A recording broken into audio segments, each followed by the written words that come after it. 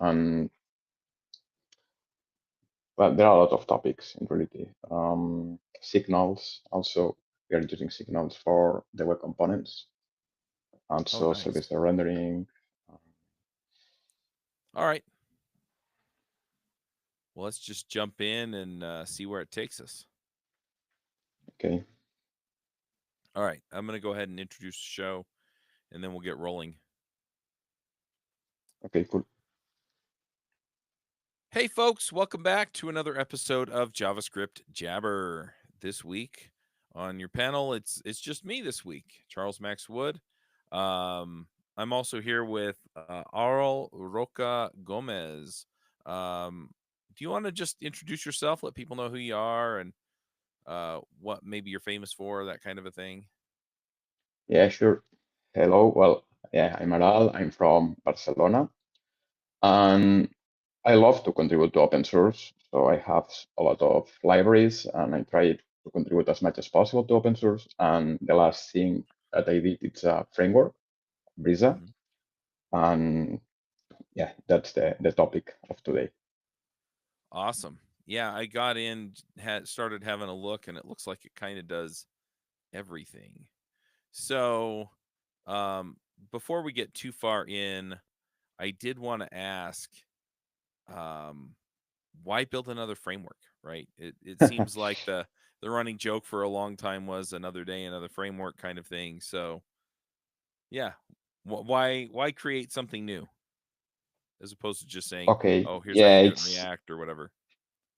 yeah, it's a little bit different than the other ones. It's a full stack framework, but it's not like Solid Start, Next.js, Hmm. or SvelteKit, because all these frameworks in reality, it's a top framework from some front-end library. Like Right. now, Next.js is using React as a library, Hmm. and well, the same for Next that is using Vue, SvelteKit is using Svelte, etc. And in Brisa, we implemented in the other way. So we started building the framework without any JavaScript front-end library. And the main goal at the beginning was to be possible to create web applications without JavaScript client code and bringing all the power on the server. And here we mix ideas from HTMX, that it's a great library, Yep. and also ideas from server actions, and but implemented in a different way. And this was the first approach. But then we realized that, well, in reality, client interactions also make sense in order to implement that. And one of the things that we like in Brisa is to use the web platform as much as possible. And also we are transferring hypermedia. And the best thing to support this front-end part was to implement web components, but to in a different way, because we wanted that the developers can write web components in an easy way, in the similar way that they are writing the server components with JSX, and and also we are using Signal for these web components. So is another idea of framework. So it's a little bit different, but the main goal is that, for example, if you have an e-commerce and that almost everything are server interactions, you can build it without any web component. That is the most powerful thing. And Okay. then you have 2 kilobytes. That it's the size of the RPC of Brisa. Right. So, let's go ahead and start with where you started, because you mentioned that it was it had kind of the server, what was it, server actions, um, and those kinds of things, and then yeah, you brought in some of the ideas from HTMX. By the way, Mhm. folks, it's Brisa, Brisa. You can find it at Brisa, Brisa.build. But yeah, so um yeah, you want to explain how the server actions work and how the HTMX ideas kind of come in, and then we can move up from there to the front end. Yeah, sure. Yeah, in Brisa, all the events on the server are server actions, and they are very similar that the front-end events. So you can capture not only the on submit, also the on click, on scroll, on double click, all the events. And also the propagation is working on the server components. So you can pass on a server component some event and capture on the parent of the server components this action.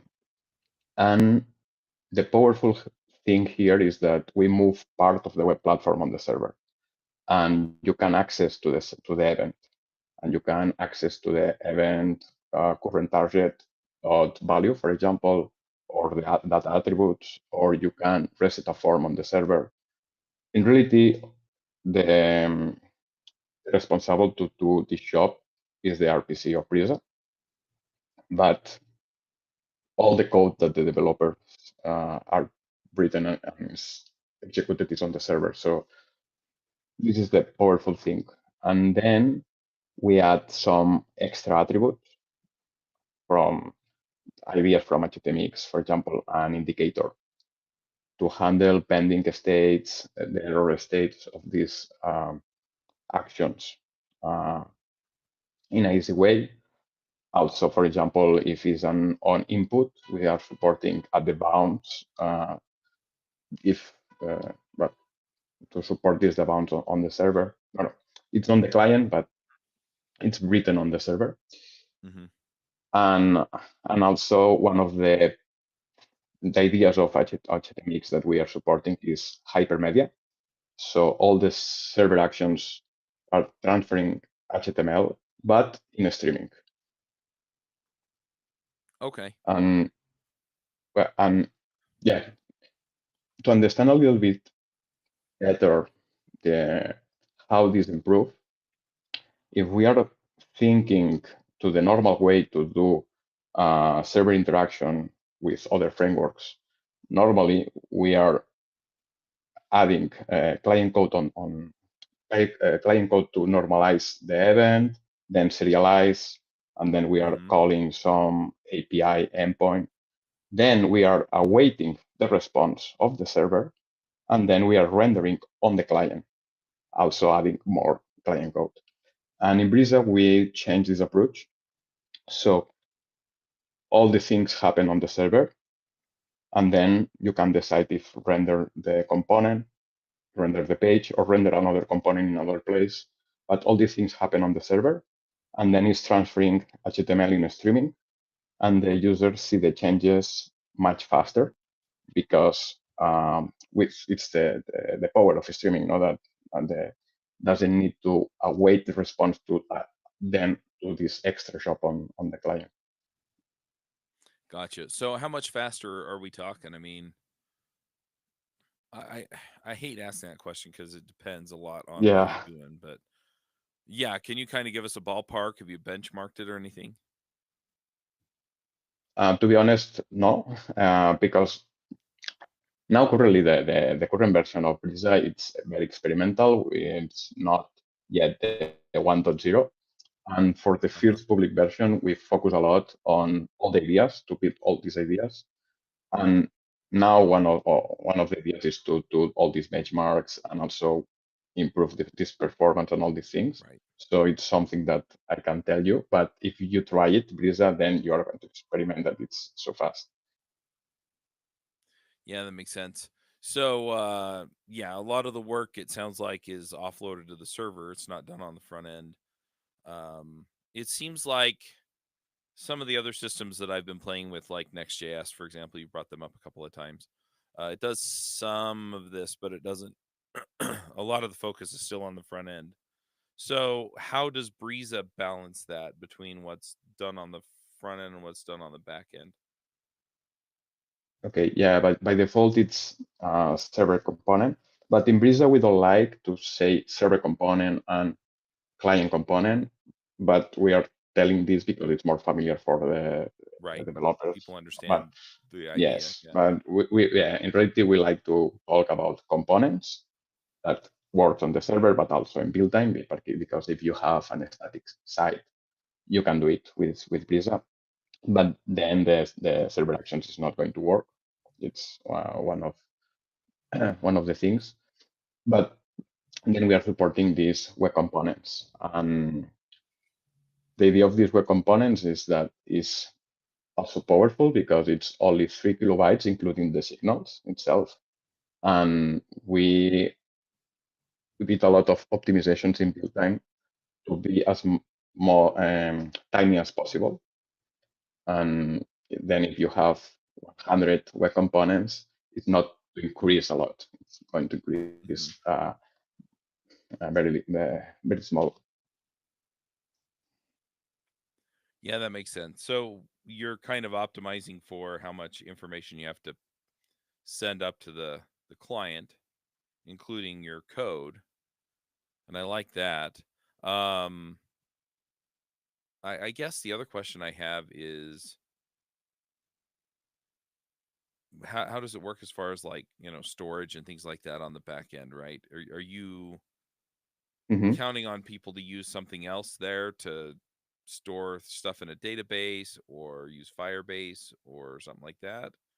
Or am I Okay, yeah, this completely is missing something there? okay. This is an important question.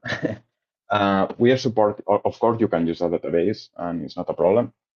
But we are supporting an store on the server, and this store lives on the request time by default. So, but in reality, to understand it well, in reality, there are two stores: one on the server code, on the server components, and the other one in the web components. Mm-hmm. And then you can transfer some properties from the server store to the client store. And this is powerful because then after transferring some properties from one store to another one, then on the actions, on the server actions, also you can modify this store. And also we create a new concept that is the action signals, because if you modify this store on the server action, then the web components, the signals of the web components are reactive to these changes. Okay. Yeah, that's nice.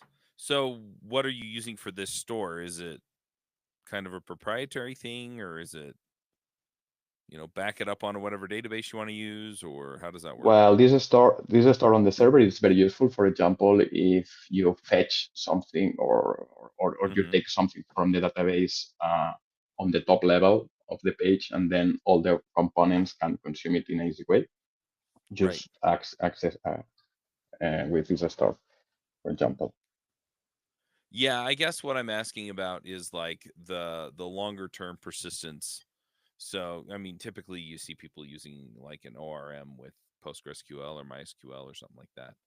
So, does your store just have some kind of interface to that where it's in the process of doing the store stuff, also call these callbacks that push stuff to the database? Then, well, this is a job that the developers need to do, Right. but they then can do it. For example, in a server action, then they can access to this store and save this value to some database, and then on the initial render, then they can do the same job. Go to the database and then initialize the store on the middleware, for example, or in the page. All right. So, on the front end, I saw some stuff about web components, and I mean it seems interesting. To me it looks a lot like React. Yeah, And and that's that's probably on purpose, but yeah, so I guess I'm wondering what the difference is at the end of the day. yeah. When we are writing these web components, it looks very similar than React because it's JSX with signals. But then there are some differences. One of them is that finally they are web components, and these custom elements exist on the DOM. And for example, if you need to build a form, you need to know the attached internals, for example, and to expose this web component to be part of the form. And so there are some difference, but we tried to improve the developer experience to be more familiar for the developers in order to build these web components. And the good part also is that thanks to create this JSX component, then it's very easy to support the server-side rendering of this web component thanks to the declarative shadow DOM on the server. And also the type safe works pretty well because we know the props, etc. And then when the good part of Brisa is that when you are reading the JSX, it's easy to identify if a component is a web component or a server component, because the web component is written as a custom element, and a server component it's like the React component. It's with JSX. And to improve this developer experience, what we did is that when you are typing some web component, you can see all the web components that you can consume.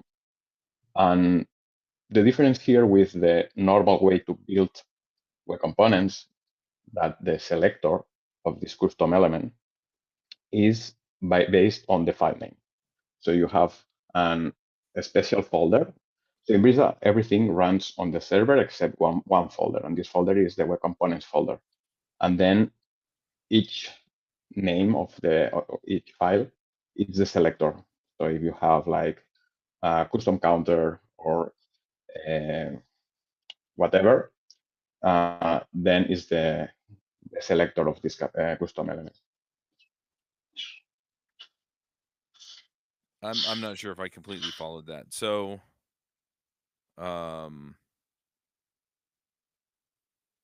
yeah, you want to just kind of give me a brief clarification? Yeah, I'm not even sure what it has to clarify. So, yeah, okay, to understand it correctly, it's an important thing because if you are building a web component in Brisa, then if you want to use a web component on a server component, that is server component, use a web component, you don't need to do an import of the web component itself. So automatically this custom element exists. Oh, okay. And to do this relation between which web components you can consume on the JSX is based on the name of the web component file. Okay. So it's doing some kind of auto loading and intelligent discovery to know what it's got and what's available. And yes. So yeah, you don't have to go import on every single component. Yes, exactly. Yes, in build time, what we are doing is to read all the folder of the web components. So then we know all the web components that can be consumed. And then when we detect some web component, it's importing this wrapper to do this declarative shadow DOM of them, etc. That makes sense. I mean, besides some of these, optimizations for developer experience, which honestly, that one's a big one for me because I'm always trying to keep it straight. Okay, where is this? How do I pull it in? What do I have to do with it? What do I have to know about it? And so if it does all of that kind of at build time, then yeah, there's a lot less concern for me because I can just follow the convention and just have it work. Yeah, one of the things that we wanted to do with this is to do like a separation of concerns, so that on the server components, all the imports is for the server code, and then you can consume the web components as web components. That is just custom elements, and this was the idea basically. Yeah, makes sense. So, I mean, do the components look and function basically like React components, or are there some differences that you ought to be aware of that are going to trip you up? they work only as functions, so it's not working as class. But yeah, it's very similar than React in these Okay. terms. So what are the differences you're going to see? I'm assuming kind of the fundamental stuff all works the same. So The difference between React? yeah. So a React component versus a Brisa component. Okay. Yeah, for example, in Brisa, we are not using a virtual DOM, and we are not using re-renders. So the idea is that only happens one render, and then thanks to signals, when some state change, that is some sub-signal change, is reacting directly to the DOM without Okay. running all the web component. So does that change the life cycle of the component then? And do you have to be aware of some of that stuff then? All the mounting and unmounting is working as a normal web component, but Okay. then updating this component is this signals approach. Yes. So then I guess my question is, what's the primary benefit to using Brisa instead of a React or Vue? Is it the developer experience, or you also mentioned the performance? Are those kind of the big reasons why I might want to look at this? Yeah, I focus that when I started Brisa, the main goal was what I say, to build a web applications without JavaScript client code, and this for me is the most important part. Um, for example, if you have an e-commerce, in an e-commerce, almost all the interactions are server interactions, like add an item to the cart, or also an infinite scroll. You can do it with a server action Right. in Brisa, and this is the big powerful to the loading time be very fast, and then also all the ideas of these server actions also is to um, improve this time also during this interaction, thanks to HTML streaming. Okay.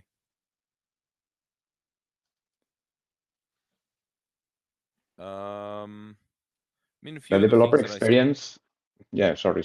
No, go But ahead. the developer experience is very similar in reality that React, but then also, for example, the developers needs to take account that there are things that in reality at the end is all the client parties were components, so they are important things that they need to know, like attach internals, for example, as we comment before, for the forms, etc. Yep. So one other thing I saw in here, and I kind of feel like I buried the lead here a little bit, because this is something that I know a lot of people look for in whatever they're doing, but it looks like you have build offerings for Bun, Node, Dino, which kind of makes sense, but you've also got Android, iOS, and desktop. Mhm. So what does that look like? Okay. About the runtime, the JavaScript runtime, at the beginning we started only with Bun because uh, when I started to build Brisa was with all the Bun tooling. Right. For example, we are not using Bit, we are using Bun for the build because it has some powerful things like the macros that we like, and also we have some features that thanks to these macros. But then we Hang on. realized So that if you're using Bun to build it, can you build it for Node and Dino as well without Vite? yes, Okay. yes. Um, yeah, thanks to Bun, we can build it also for Node, and also for Dino, we are building for Node and also doing some abstractions to work correctly with Dino, Okay. because we realize, and also thanks to feedback from people, that we should support more runtimes, and then we implemented Node, and then finally Dino. And also for the 1.0 version, we want also to improve the runtime agnostic thing and also support some clouds that we are not supporting now. And but this is a thing for the future. And then about the Android, iOS, or desktop thing, in reality, what we are doing here is to support, to integrate everything with Tauri 2, in an Okay. easy way, so that the developers with only one configuration can turn your web application to an Android or iOS or desktop in an easy way. And all this configuration is automatically by the CLI of Brisa. Yep.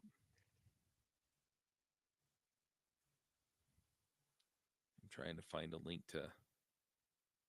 Tauri. Maybe I'm spelling it wrong. Yeah, Tauri is very powerful because it's a Rust um, web build for the desktop application, and Okay. it's much powerful, for example, that Electron, because it's tiny and also better in performance. Yep, definitely. And I was spelling it wrong.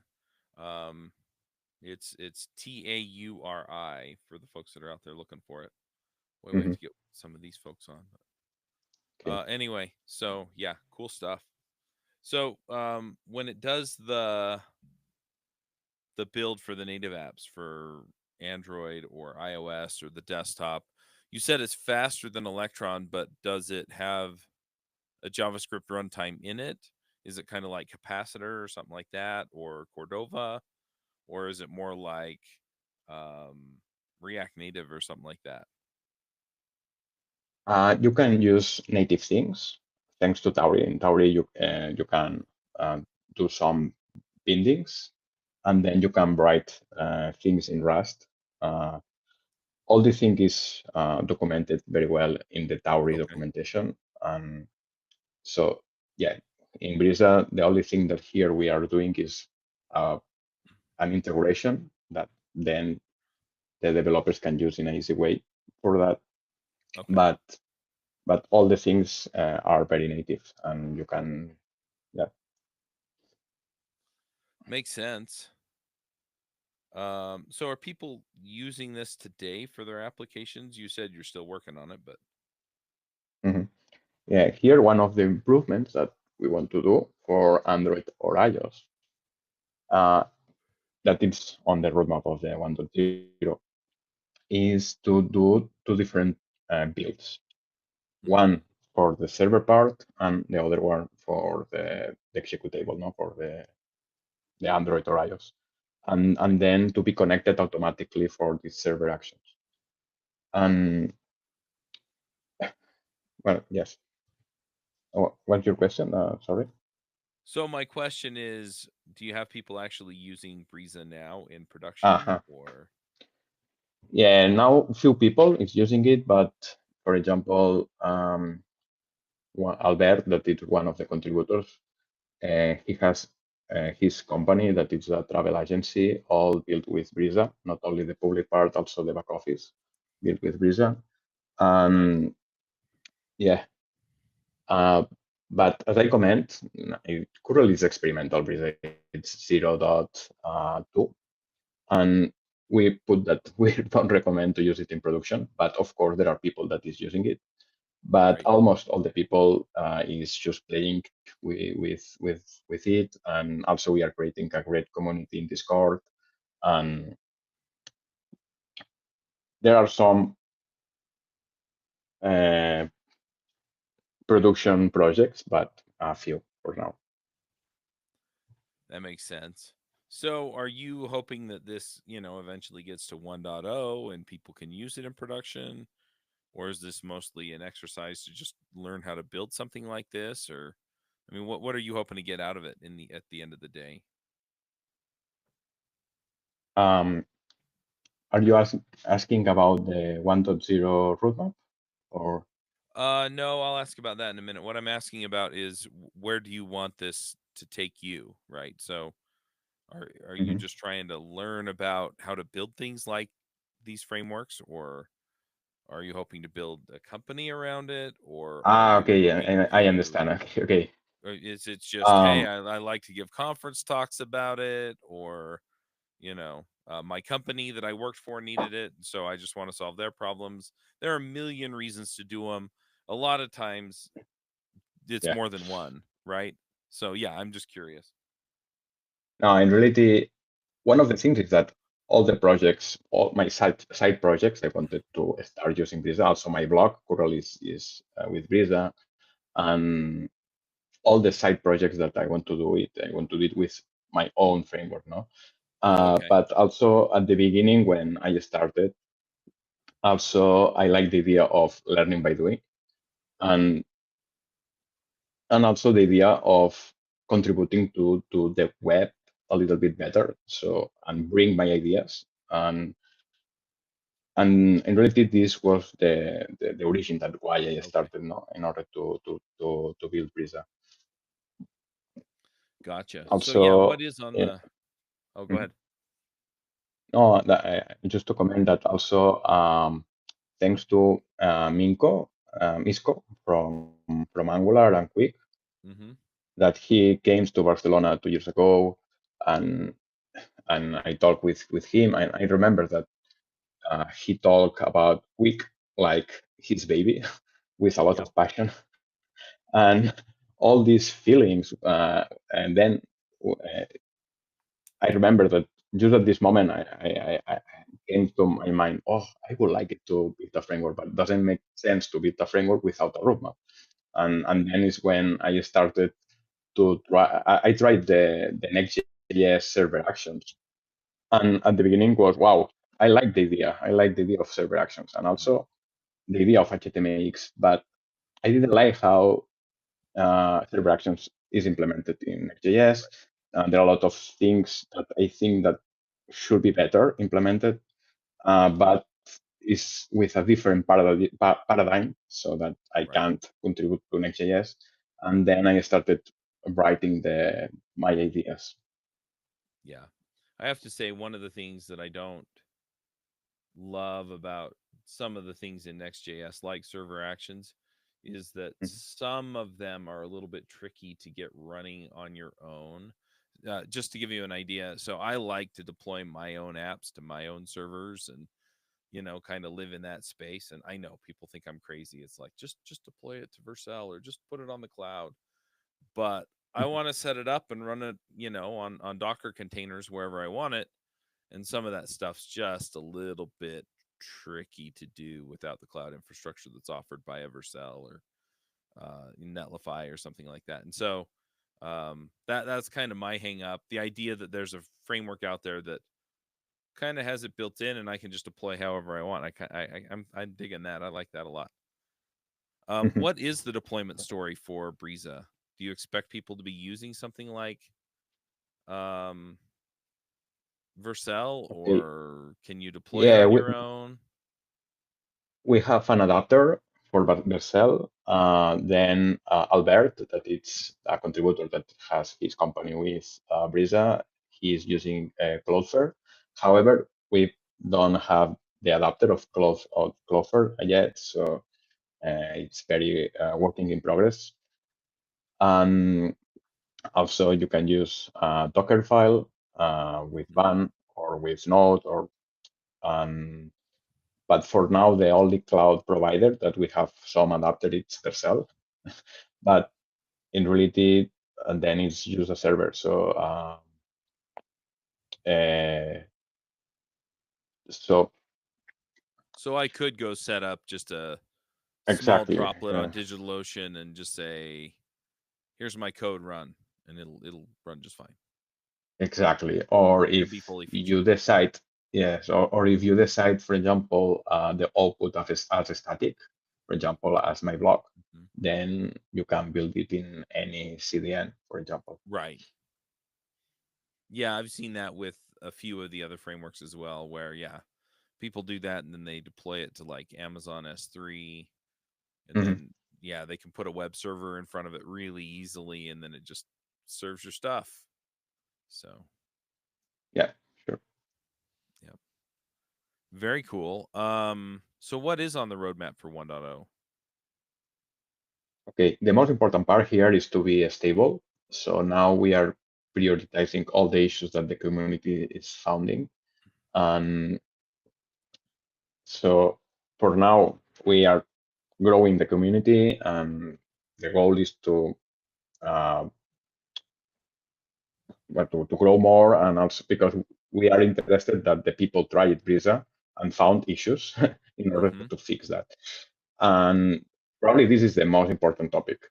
But then also we have some dependency for the navigation API that is experimental yet, but it's in the interrupt of this year. So probably this year is going to be supported in all the browsers. And because for the single page application approach, we are using it.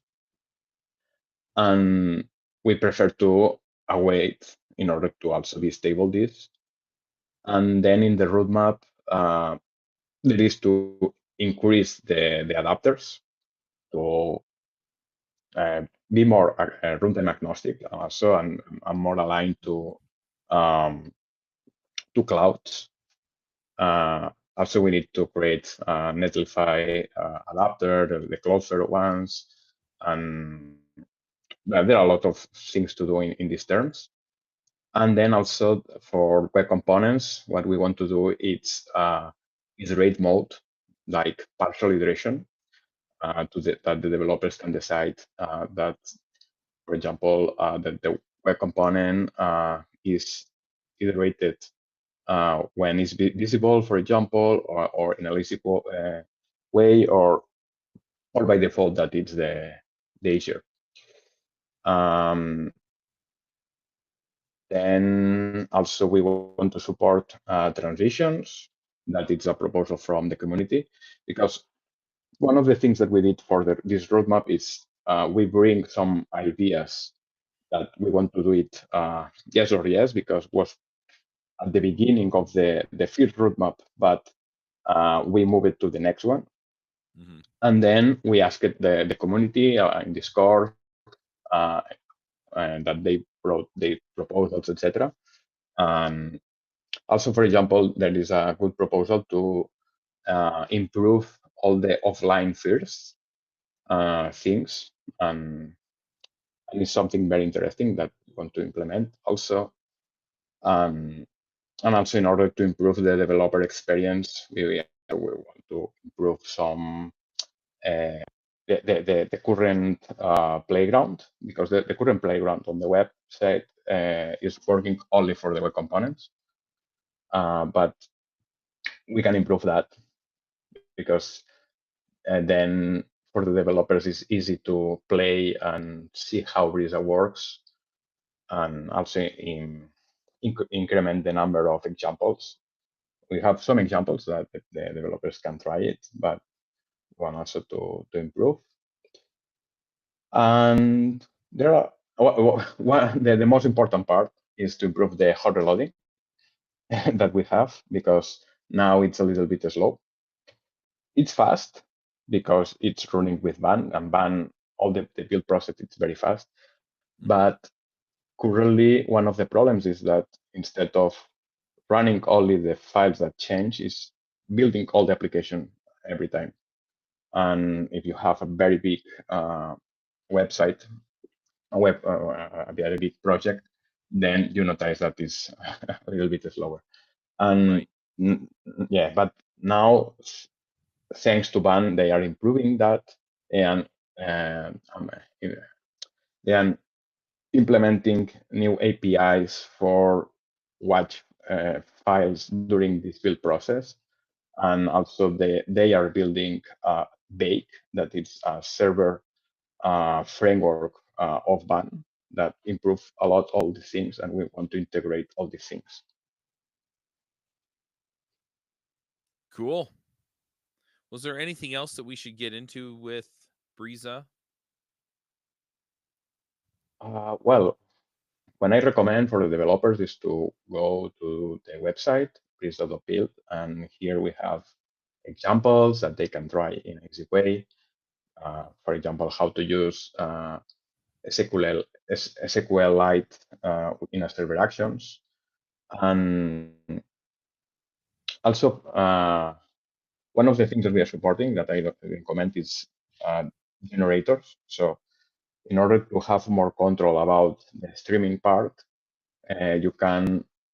we are supporting async components, but also async generators. And then you can decide each chunk of this streaming.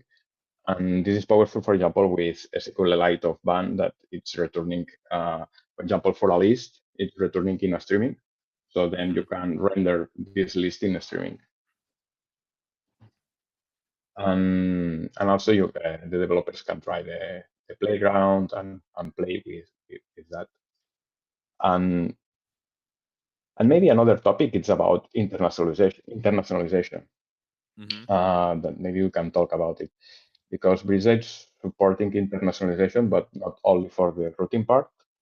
So it's also supporting internationalization in order to translate all the content of the pages. So what's different about your internationalization? Because I saw it on your website, but to be honest, and maybe this is a naive take on things, but internationalization, I guess it depends on the app, right? Because some apps, it's like, look, I'm only building this for the US. I'm only building it for English speaking audiences. And so I don't do the internationalization. But if you're putting a product out there that could be used across the world, or even, here in the US, we have more and more people speaking Spanish, right? You branch into Canada, you hit French pretty fast, right? So there are a lot of reasons to do it, but it seems like table stakes to me for most of the apps that I'm building. It's like, okay, well, I want this to work for English and Spanish speakers because they're in my market, right? And then as my market expands, I can add internationalization for the other stuff. So yeah, I guess I just kind of took it for granted. But yeah, why are you making it first class, I guess, is one question. And then the other question is, yeah, what are you doing there that's different from maybe other things that I've seen? Okay. Yeah. Well, in internationalization, the idea is to for SEO, in order to improve, it's important to provide a different URLs for each language, to don't have to have more content in different languages, and then the Google and other searchers can get all this content in different pages. And then for all the routing, we are supporting that directly the ISO and then the name of the page. And also you can translate the page name. For example, in Spanish, about us can be translated to sobre nosotros, that is the same in Spanish. And you can define all these things in the internationalization configuration, and then it's automatically handled by Brisa. Right. So the developers don't need to do almost anything. So it's very easy to integrate it. Also, we are supporting hreflangs. So if we know that one page is supported in different languages, then to improve the SEO, we are supporting this tag and also the lang attribute in the HTML. This for one part, that is all the routing part. And then for translations, we are also supporting our implementation, that it's a bridge of the ECMAScript API, the Intel. Right. And I did it in this way because before doing Brisa, I have experience with an open source library that is NextTranslate, that it's the most used library that I have, that it's internalization library for Next.js.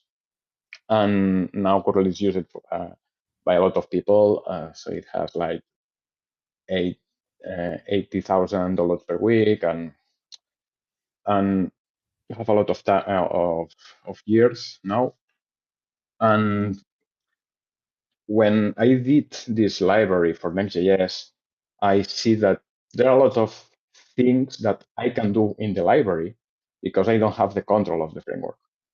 And doing this integration directly on the framework, then it's much powerful for the hreflangs, for translating the roots, and also then to bring on the client only the keys, the necessary keys that we need to consume in the web components, for example, instead of all the dictionary. And the code that is doing that, it's very tiny. It's 800 bytes, so it's less than 1 kilobyte.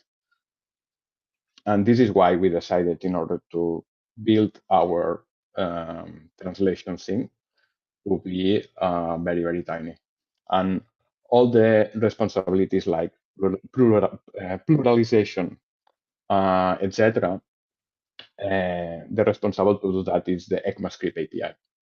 Mm-hmm. Cool, very cool. Yeah, I have to say, so most of my development experience, as most of the listeners already know, is in Ruby on Rails, and they have built-in internationalization stuff, right? You just provide the files that give the translations and the keys, and it just does it. And it looks like yours mostly works the same way. It's, hey, this is the phrase for this, and then it just does the thing, which is super nice. Yeah. Also, as a comment, you mentioned you did mention having a different URL for the different languages. Do you just expect that in the oh yeah, it looks like it's in the routing. You could also do like domain routing. Yeah, so it looks like you have all of that. And then it also does the automatic locale detection. And so if I've got my browser set to US English, or sometimes I get a wild hair and I'll do Italian because I speak and read Italian fluently. This is automatically detected. It'll automatically do it. Yeah. And if it's a language that is not supported, then it's loading the default language. Yeah. Right. Makes sense. So you mentioned that, in the documentation on here, it looks like it's pretty thorough. And you've also mentioned that, you do your blog, which is static, and then, the other guy is using it for his travel agency, and so it's actually probably managing data and images and stuff for people who want to travel.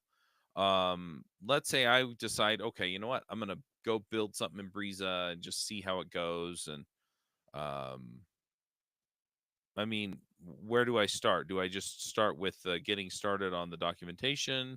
Should I join Discord, follow you on Twitter? Are there other places?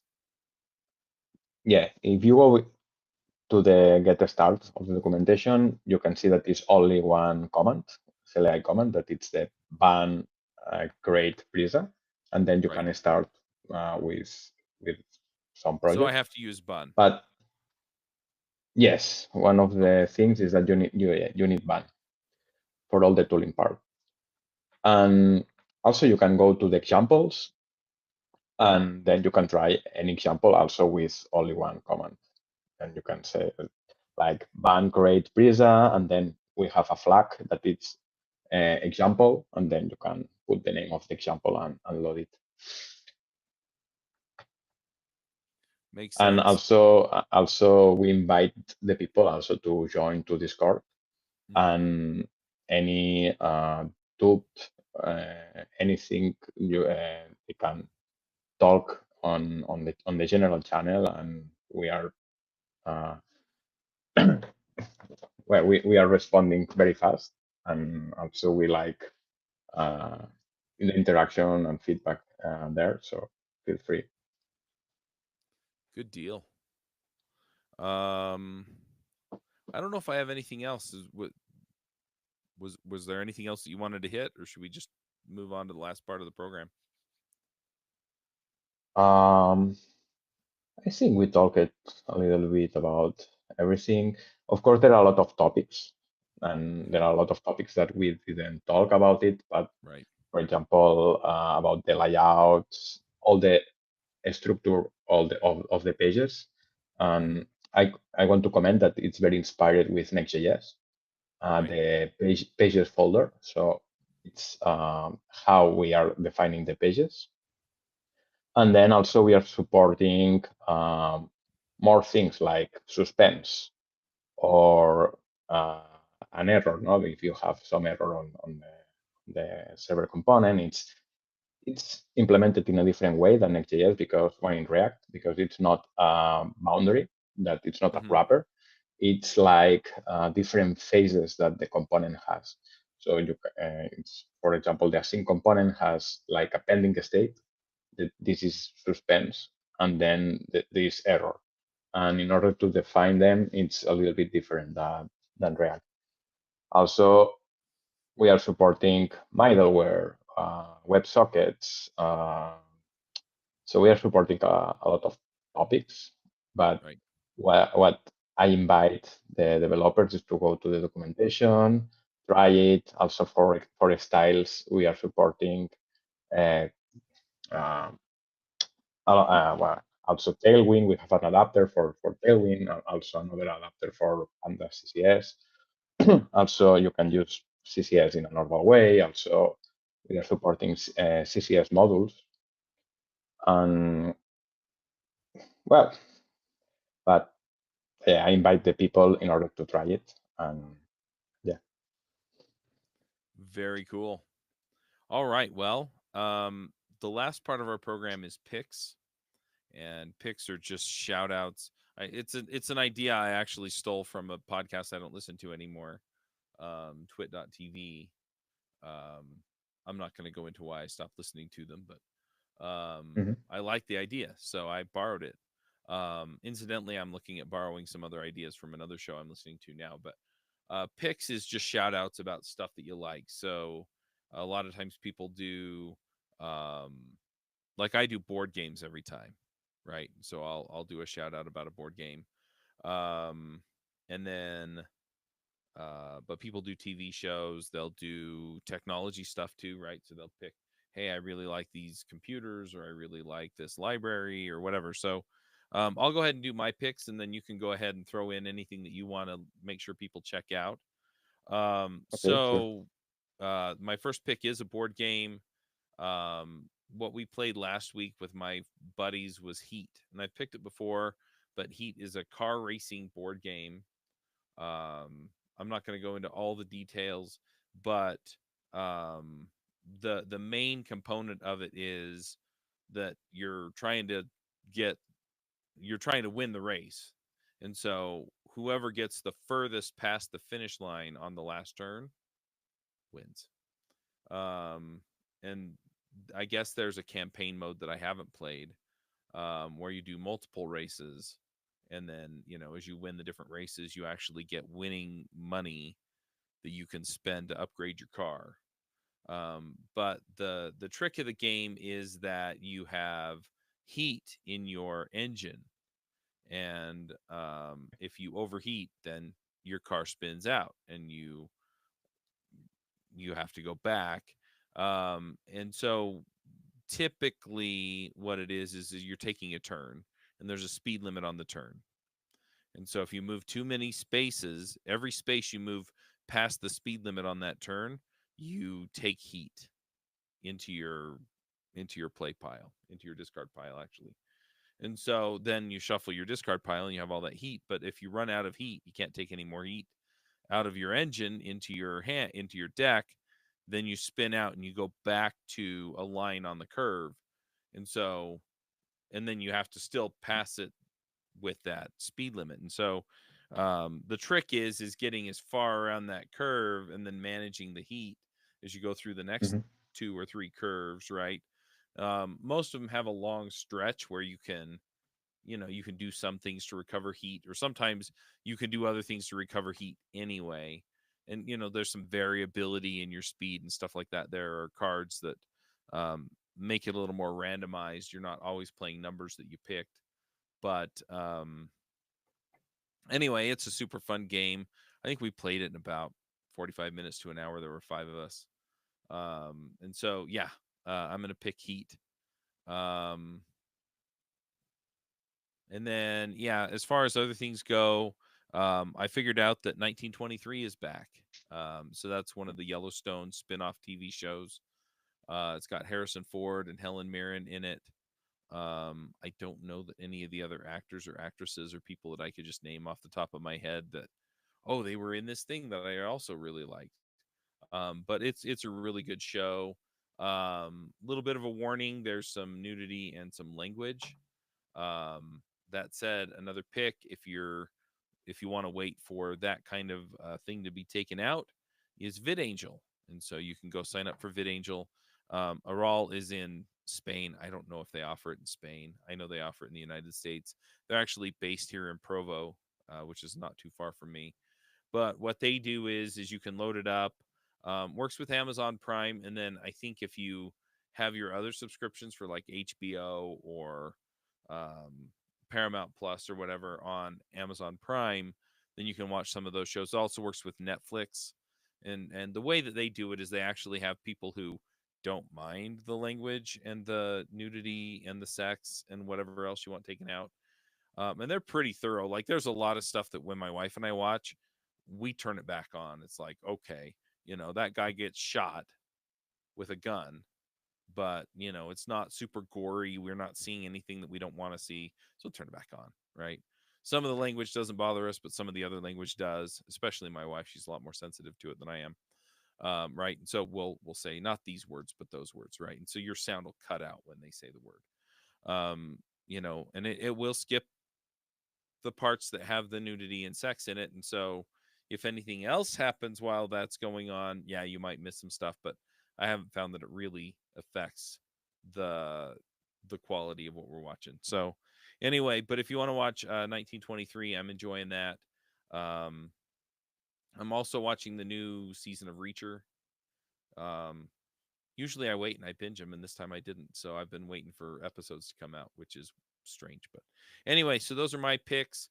And then Yeah, finally, that's my great. final pick is I just got hired, new job at Prize Picks. And so they sent me a big box of swag. And so I got a water bottle. I'm holding it up if you're not watching the camera.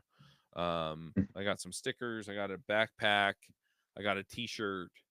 They're going to be shipping me a laptop to work on, but I'm pretty excited to be working on that stuff. So as we dive into that, I will get you more stuff that lets you know what I'm working on. But anyway, those are my picks. Aral, what are your picks? Okay, cool. Okay, my are a little bit different. I recommend a book that for me changed my life. That is Why We Sleep. And it's very important to know how we are working, and how the sleeps works. And it's from Matthew Walker, and I recommend it. And it's a very important topic. I had problems of sleep on the past, and I recommend that when for everyone in reality, but also for developers. Sometimes we are thinking that we want to spend more time on the night with the code, but in reality, it's better to stop, have a very good routine, and this is much powerful than at the end. So I recommend this book, Why We Sleep. And also another topic is sport. I recommend to do any sport for everyone. In my case, I practiced parkour for a lot of years, more than Oh, 20. nice. Yeah, and it's very important to do some sport because it's like doing decisions in every moment, no? And also then you are focused on the current moment. And when you are training some sport, then also brings a lot of power for different areas. Then for when you are programming, then it's Um, then very similar, because when you're programming, you are taking decisions every time. And it's a very good way in order to train this in a different way, and it's very positive. And I recommend the people to do some sport. Very cool. And I have a question about that. yeah. Mhm. I mean, I do triathlons and marathons. Oh, cool. But my question about parkour in particular is, if somebody goes, I've seen videos of parkour, or TikTok videos or something, right, where somebody's jumping off of something, or kicking off of something, or doing a flip downstairs or something like that. How do people get into parkour? Like, are there good resources for people to, okay, Okay, here's currently, baby parkour, and then here's, okay, now you're not going to hurt yourself parkour, and then here's the risky parkour. yeah, currently is very um, different way in order to join that years ago, because years ago was like a new thing, and but now there are schools, academies in almost each city that you can learn all the things in with crash mats in a soft environment. And the good important part of parkour is that you know your limits, and all the decisions should be how you feel. If, for example, you have a bad day, uh, you are the responsible to decide if not to this jump today. No, Right. because uh, it's not like competition with other people. That also is another topic, because now exists competition in parkour. But for me, the parkour, the most important part is to train to ourselves and to know your limits. And I recommend to be very progressive in these terms. So to Right. start in without hate, and then step by step you are learning. So like Yeah. programming, no, you are not going to start building a framework. You start step by step, and then you after some years, then you can do more complex things. Right. I guess what I'm asking for is there like a tutorial you like out there that says, here are the basics of how to do parkour? There are some web pages that there are the techniques, Okay. and the most important part is how to land, Mm, and know how to land correctly without impact, right. and then to learn the basics. Yeah. Cool. All right. Well, I'll just go on YouTube and how to land without hurting myself. Yes. Cool. What else And were so you gonna pick? Sorry. if you search my name, Aral Roca, uh, you can find the both topics about Okay. programming or about parkour. Also in YouTube, for example, my channel Aral Roca is about parkour. But then in Twitter, everything is about programming. So it's like Right. two different walls. So it's like Brisa, no, that have the server wall and the client wall, Mm-hmm. but yeah, two different topics. Very cool. You were gonna pick something else, I think, and I interrupted you. I wanted, yeah, to recommend a movie that I like it. That it's Life is Beautiful, and in Spanish is La vida es bella. I watched it 3 times or four, I think, and it's it's like the interpretation of, if there is something that is wrong, then you can interpret in a different way, and to at least enjoy, and don't be frustrated. And I like the movie, and I recommend it. Yeah. I love that movie, La Vita è Bella in Italian. Mm, And so the first part of the movie, they're not in the concentration camp; they're in the mm, city, yeah. and the city that they're in is Arezzo, and I lived there for 5 months, and so Oh, really? it's fun to watch the movie and go, yeah, I've been up that street, and I've been there, and I've, yeah. Anyway, but it's a tremendously good movie. Yeah, sure. It's a sad movie, but Mm, it's also a fun, and it's a very good movie. yeah, it's sad, but transmit a lot. Yeah. Yep. Yep. Cool. Well, you mentioned the Discord, you mentioned Twitter. How do people find you on the Yeah. internet? In internet, you can find me in Twitter, well, in X, with Aral Roca, and then you can find Brisa with brisa.build. Mhm. That is the website, and in the website we have all the links from Yep. Discord, GitHub, and everything. Yeah, I was gonna say the Discord's the easiest to find just by going to the website and clicking the link. Yes, and if not, it's brisa.build/Discord, and we Okay. have already. Cool. Well, we'll go ahead and wrap it up. Thanks for coming. This was a lot of fun. Yeah, thanks to you for the Now interview. I'm gonna go jump off some stuff. All right, folks. Till next time, max out. All right, hang on. Make sure we're uploaded. Yeah, we're uploaded. All right, we are good. We're good to go. Yeah, cool, cool.